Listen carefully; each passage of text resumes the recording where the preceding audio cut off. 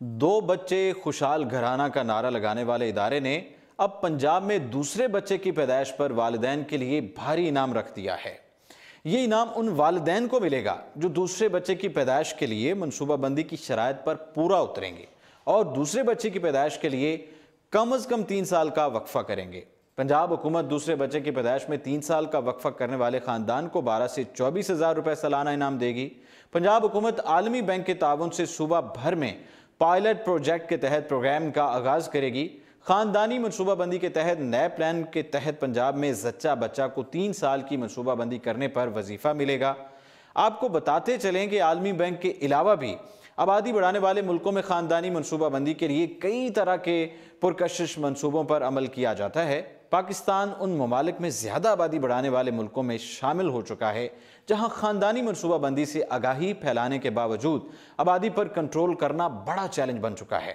پاکستان کے دیہی علاقوں کے علاوہ شہروں میں بھی بچوں کی پیدائش میں وقفہ کو ملحوظ نہیں رکھا جاتا۔ حکومت نے اس سے پہلے عالمی اداروں کی مدد سے بچوں کی پیدائش میں وقفہ کی کئی مہمیں چلا رکھی ہیں، لیکن اب جو مہم چلائی جائے گی اس میں مالی ترغیبات بھی شامل کرنے پر غور شروع ہو گیا ہے۔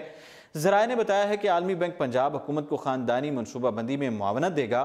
خواتین کو ماہانہ وظیفہ پنجاب حکومت عالمی بینک کے تعاون سے منتقل کیا جائے گا۔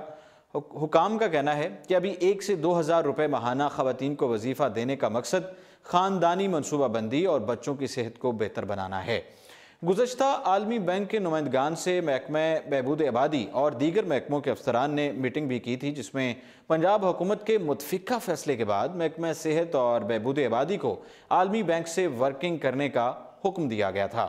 واضح رہے کہ خاندانی منصوبہ بندی ہمارے ملک کے لیے دور جدید کا سب سے بڑا چیلنج ہے۔ عام طور پر خاندانی منصوبہ بندی کا غلط مفہوم لیا جاتا ہے۔ خاندانی منصوبہ بندی اور صحت کا آپس میں گہرا تعلق ہے۔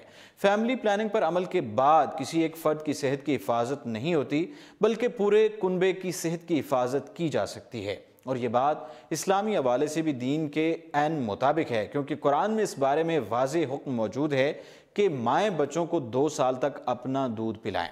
اقوام متحدہ کے اندازوں کے مطابق اگر پاکستان کی آبادی موجودہ شرح سے بڑھتی رہی تو 2050 تک اس ملک کی آبادی 342 ملین تک پہنچ سکتی ہے۔ مجوزہ منصوبہ پر عمل شروع کر دیا گیا ہے تو یہ ممکن ہے کہ 2050 تک پاکستان کی آبادی میں ہونے والے تیز رفتار اضافے میں کمی لاتے ہوئے اسے 246 ملین تک محدود کر دیا جائے۔ فی الوقت اتنا ہی، اور آپ دیکھتے رہیے اردو پوائنٹ۔